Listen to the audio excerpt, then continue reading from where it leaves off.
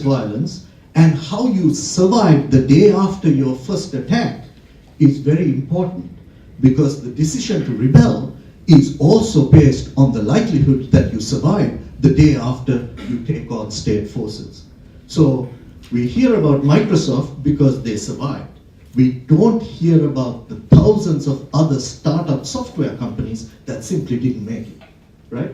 So rebellion is always a potential. It's only some that survive. Why? Are some rebels simply better soldiers than soldiers? I don't think so. And I think that the organization in the shadows is the infrastructure of violence, because these rebels smuggle things, they smuggle guns, they smuggle bombs, they contact international arms dealers. Apparently there are runways in countries in Africa that aren't there officially, but apparently planes land and take off all the time. These are not idiots, these are entrepreneurs. They're simply in shadow activity. And most of the time in a poor country, that looks like rebellion. Why? Because the states don't win. They're simply too weak to it. So here's the idea about why autarkic economies provide the payoff to organizing in the shadows, which tell us not just what motivates the investment, but also what tells us why they survive. And that's extremely, extremely important. Now, my own favorite case, Sri Lanka, illustrates this very well, but we can take that at answer and question time.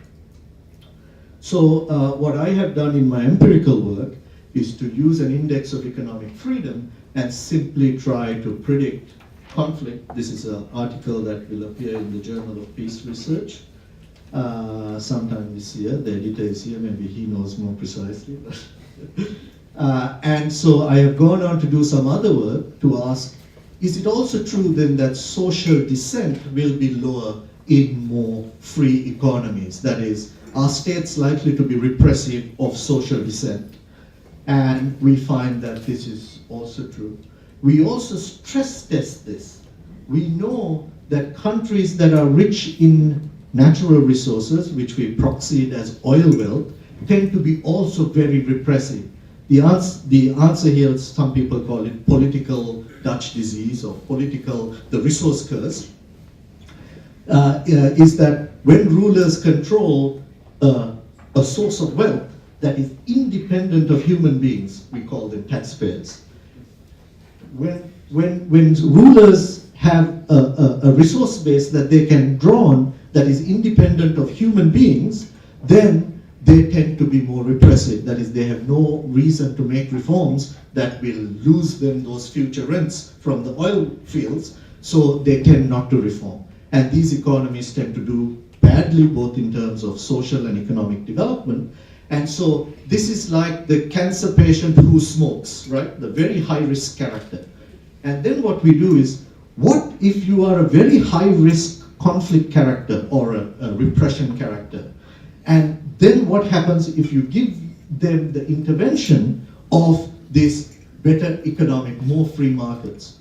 What will happen? And what we find is that the high-risk character tends to converge almost towards the low-risk character. And those are those graphs in the handout that I gave out. And this is also some published work. God, this is embarrassing, I can't remember the journal, but the International Journal of Social Science last year, where we published this work as well. So, so the theoretical argument is conflict is opportunistic behavior. We have to explain why some people engage in this or invest in this very costly form of behavior, and we have to explain why they also survive very well organized state forces. You can think of prohibition in the United States in the 1920s. All things being equal, the high payoff to alcohol smuggling was what was creating the violence in cities like Chicago, Al Capone and all of that. And so that's the kind of intuition. Why do people engage in this costly form of behavior and how do they survive? We simply call it because social scientists like to give little jargonistic terms to things, we like to call it something like rebellion-specific capital. So what is the intuition?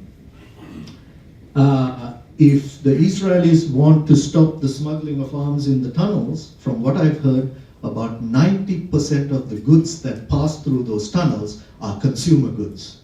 If they want to stop that smuggling, raise the embargo, because the legitimate businesses will quickly close those tunnels. The reason why those tunnels exist for 90% of the time is that it brings consumer goods. When you're smuggling washing machines, it's very easy to bring bombs and guns and so on. So that's the kind of intuition. That is, there must be an infrastructure for rebellion. Poor people don't wake up one morning and say, let me spend 2 billion Indian rupees to try to find justice. They simply don't do that. And it has to be organized. And if we are to think about why capitalism will be a suppression of this kind of rebellion-specific capital forming, then we have to think of ways in which economies are governed. And it's not enough to simply have elections. Thank you.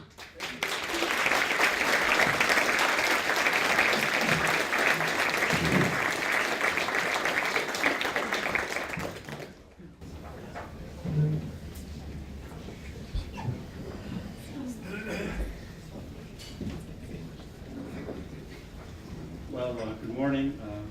I've been asked to, please call me Michael, and I've been asked to comment on Professor Indra Desai's work, my friend Indra's work, and so I have a few comments. So I have a few comments here. First of all, I think Indra's work reflects a growing awareness in the field that there is something about capitalism. It's just in the past decade or so that is associated with peace. And my research, I was asked to speak today, I guess, because my research is related with that. However, I have a slightly different point of view than Indra's, which I'll explain here. But let me point out some of the things that the research has, the general research has found in recent years. For one thing, we know that highly capitalist nations do not have civil wars. And in fact, my research has found that highly capitalistic nations do not even have lower levels of armed conflict. There is only, in the historical record, about 3 cases of terrorist attacks. Beyond that, they don't even have small levels of violence, where small numbers of people get hurt, let alone the big civil wars. This is a pretty phenomenal pattern. And that's the first finding related with the general idea of capitalist peace that's in social science in recent years. The second, and I think related, is that the highly capitalist nations are almost always highly democratic with very strong records of human rights, as Indra has mentioned. And in fact, with my data, there's only one capitalist nation that does not have a highly democratic form of government, and that's Singapore. The rest of them are all liberal democratic. The third finding is that the capitalist peace is not just on civil wars, but also on relations between nations. If you think about it, can you think of a nation with a highly capitalistic economy, or 2 nations with highly capitalistic economies, that have been at war with each other? And in fact, we can even do better than that. I can't even find a single case where there's just one death from political violence in a conflict between 2 nations with highly capitalistic economies. That's a very phenomenal statistic, historical pattern. And fourth, related with this research, is that the highly capitalist nations tend to have common foreign policies. They tend to agree on world politics. They tend to agree that there should be a world of order. Countries shouldn't be wasting their time fighting over territorial disputes, for instance.